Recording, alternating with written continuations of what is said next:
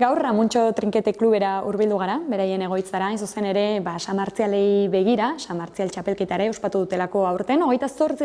edizio izanen da aurtengoan, eta horren inguruko xehetasunak bilduko ditugu gaur, hain zuzen ere Iñaki Mutuberriarekin, Ramuntxo Klub, edo Ramuntxo Trinkete Klubeko antolatzaileetako batekin. Kaixo, Iñaki zer moduz? Kaixo.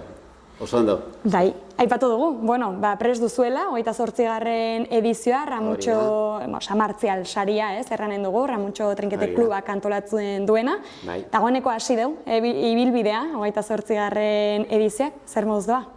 Momentuz ondo, ja hasi ginen duela 2 hilabete sailkapenarekin, eta, ibili behar gara denborarekin, badaukagu pilotariak badaukate beste konpromiso batzuk, eta adosteko beste txapelketarekin, txapelketa ofizialarekin, hau da, esan duzun bezala txapelketa pribatu bat, eta antolatzen da, Irungo udaletxearen laguntzarekin, eta jolasten da hemen, Bidasoaldeko trinketeko bi kluben artean, hau da, Ramuntxo Trinkete Klub eta Kurpil Kirola.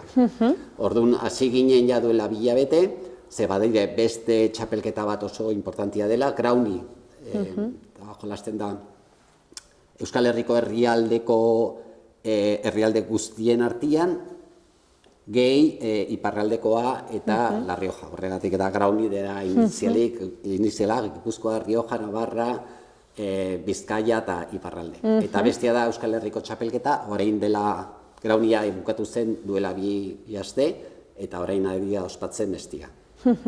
Aipatu duzu, pixkat horren arabera egokitzen dituzuela partidak ere, ez? Txapelketa ofizialak kontuan hartuta, eta pesatzen dut hori ere lan erreza ez dela batzutan, ez? Ez, komplikatua da, ze oso toki gutxi badaukagu jolasteko, eta dagonean sartu behar ditugu txapelketa ofizial hoien konpromisoak, orduan, libre geratzen dena, eta pilotarien disponibilitatearen arabera, saiatzen gara, lan handia da hori, milion beti lortzen dugu, aurrera botatzea, bai. Hori ere berri hona da, ez? Beti lortzea, lanean zabiltzate eta, izan ere, da 28. edizioa, eta, urtero egiten ospatzen da, eta Samartzial jaietarako finalak ospatuko zirela. Erran duzu ez, finalak Samartzialen beste programaren barrenean kokatzen dira, hor ospatzen duzu, eta hor ere trinketeak bere lekua du, eta hori ere garrantzitsua da, ez? Azkenean jendetsuak izaten dira Samartzialen inguruan, ez? Antolatzen diren ekitaldi guztiak, kirol ekitaldiak ere, eta hori ere garrantzitsua da, ez? Trinketea bezalako pilota modalitate batentzat. Guretzako oso importantia da, azkenean da deporte kirola minoritarioa da, ez da ezagutzen hain beste eskupilota bazala edo beste modalitate bazala. Orduan da, pixkat zabaltzeko, irudi hori zabaltzeko aukera ikaragarri bat. Jendia hurbiltzen den, urtero ikusten ditugu, armaietan jendia baino gehiago, eta jaietara begira, badaukagu 21an ospatuko zirela finalerdiak, eta finalak ospatuko ziren hurrengo astean 28an, eta jaialdi horietan egingo ditugu lehenbiziko egokituen partidu bat, Gurpildun aulkietan ospatzen dena, joaten direla, jolasten du hemengo pilotari bat, Irungo beste herrialdetakoak, eta gero, 3. eta 4. postukoa, eta finalaia saria irabazteko.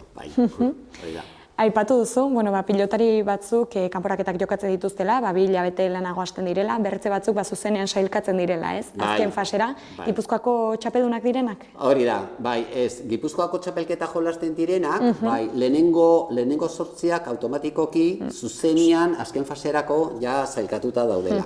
Eta bestien artean egiten dugu ligila bat sailkatzeko. Orduan, partido horietan dire kanporatzeko partiduak. Galtzen duena, kanpoan geratzen da. Irabazten duena, beste bikotearen edo partiduaren irabazlearekin aurkitzen da hurrengo fasean eta joaten dire kanporatzen. Azkenean jolasteko, esan dizudan bazala, finalerdiak 4 bikoten artean. hori da. Ederki, pentsatzen dut, maila handiko txapelketa ere badela, ez? Aipatu dugu Gipuzkoako txapelketan ari direnak, pentsatzen dut hemen ere, San Martzialetako txapelketa honetan, maila handiko pilotariak egonen direla, ez? Bai, maila espektakuloz ziurtatuta dago, oso maila polita ikusiko da, eta partiduak oso kompetitiboak eta espektakularen aldian ikusgarriak izango zirela. Bai, aipatu behar dugu, pilotari batzuk mundialetan ibili direla, modalidade desberdinetan eta adin desberdinetan, bai nagusiko mailan, bai 23 azpiko mailan, orduan, punta-puntako pilotariak ikusiko dire eta partiduak oso disputatua eta politak izango direla, seguro baietz. Etxeko edo zuen klubeko pilotariak ere bertan izanen dira? Bai, hori da. Bi klubetako pilotari, punta-puntako pilotariak parte hartuko dituzte txapelketa hontan, eta, bueno, espero dut, finalak egotia onenak, seguro baietz, parte hartuko dutela. Zer nolako osasuna du trinketeak Irunen gaur egun? Nola dago? Zenbat kirolari dituzue trinketean jokatzen? Bueno, hori da kezka bat guretzako, kezkatzen digula, bai. Kontua da, orain arte, oso representazio polita izan dugu, nazioarteko txapelketan, puntako nazioarteko txapelketan. Minon, arazoa da, gazteenak ezin direla, komplikatua da parte hartzia eta sartzia ikastiko prozedimentuarekin, entrenamentuarekin, eta falta zaigu pilotari berriak. Hori gertatzen da Euskal Herriko modalidade honetan esan behar dizute. Nahiko aipatu nuen bazala minoritarioa esango genuela dela. Eta falta zaigu errelebo hori. Gure pilotari gazteenak, eta esaten dizut puntakoak, 25, 26, 30 urtean dauzkate, eta ez dugu ikusten erreleborik atzetikan. Hori betetzeko, eta hori da gure kezka handiena. Egia da, aipatu dugu lehenago solasean ibili gara, eta aipatu dugu ez azkenean modalitate hau teknikoa dela, eta teknika harrapatzeko edo teknikoki ez ongi biltzeko behar dela denbora, agian pazientzia dute kirolariak ez behar dira hemen. Hori da gertatzen dena, bai. Deporte hau, kirola oso polita da, oso gozatzen da asko, minon beste aldetikan erdiko maila bat hartzeko behar duzu entrenamentu asko eta denbora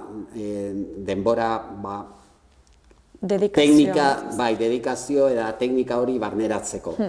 Eta, bueno, gauzak polita bazala, sakrifizioa eskatzen du, eta igual hori adin horietan komplikatua da, kontuak izan da futbol eta eskupilota eta beste kirol batzuk tiroia daukatelako, bai. Hori da komplikatua, maintentzeko 2-3 urte mai polit bat izan arte pilotari berriak osatzeko kirol honekin. Aipatu dugu baita ere, baliabideek ere pixkat eragina dutela, ez? Hortan ere, azkenean frontoi berezi bat behar da, trinketan aritzeko, trinkete frontoia, ez? Eta hemen Irunen badaude, baino agian Euskal Herri osoan ere gutxi dira, eta horrek ere baldintzatzen duen pixka bat agian? Bai, asko. Bai, zergatik azkenean, praktikatzeko behar duzun tokia, ez dago toki guztietan, herri guztietan, baizik adibidez Gipuzkoan, esango nizun, hemen Irunen badauzkagu pare bat, bai udaletxekoa dela, polikiroldegilekoa, hartalekukoa, eta bestia da baita municipala, eta da guztiz dedikatua trinketearentzat. Bi dauzkagu, beste bat badago Iruran, laugarrena dago Anoetan, Donostian, zaharra bota zen bere garaian, topo geltokian egin zuten tokia egiteko, eta gero ja Gaskan polikiroldegian egin zuten beste bat, esain ona aurrekoa bazala, minon azkenean guztira badauzkagu 4 bakarrik Gipuzkoa osoarentzat. Eta egoera berdinak aurkitzen dugu bai Bizkaian eta bai Araban ere. Orduan, konparatzen badugu eskerornako edo frontoizko modalitatearekin ez daukaz ikusirik. Frontoiak aurkitzen ditugu edo zein herrietan, nahiz eta oso txikia ez izan, aurkitu dugu. Orduan, erresa da gazteentzat joatiarat, adibidez eskola bukatuta eta gero edo asteburuetan aritzeko eta ja modu batian lotzen direia modalitate horrekin. Ja badaukate lotzeko motivazio bat, bai lagunekin, herrian dagolako eta ja trinketea pixkat urruti geratzen zaie, bai? Ze bidaiotzeko behar da, igual gurasoen laguntzarekin kotxez joateko, orduan hori da zailtasun bat, eta hori nabaritzen da. Hala ere, aipatu duzu, trinketea modalitate polita dela, eta baduela bere berezitasuna eta polita dela, eta pixkat animatu behar dela agian jendea probatzera bertzerik ez, zuek ere pesatzen dut aukera emanen duzuela, edo zeini, aukera eskeniko diozuela, probatzeko, etortzeko, ikusteko nola den, eta animatzeko, ez? Nik animatuko nuke jende guztiari oso polita delako, eta gure aldetikan errestasun guztiak emango zizkigun, jendea etortzeko, begiratzeko, probatzeko, bere garaian bagenuen hemen kudeatzen genuen pilota eskola bat, minon, sorte txarrez, orain utzi behar izan genuen, jenderik ez genuelako, minon, jendea, nik animateko nuen jendea etortzeko eta probatzeko, partiduak orain jaietan txapelketa honetan ikusteko, eta seguro oso denbora ona pasako dutela eta probatzeko aukerarik noski baietz. Horretarako ederra izanen da, ez? San Martzial jaialdi hori, txapelketa hori, aipatu dugu 21 eta 28an ospatuko dela, finala 28 horretan izanen dela.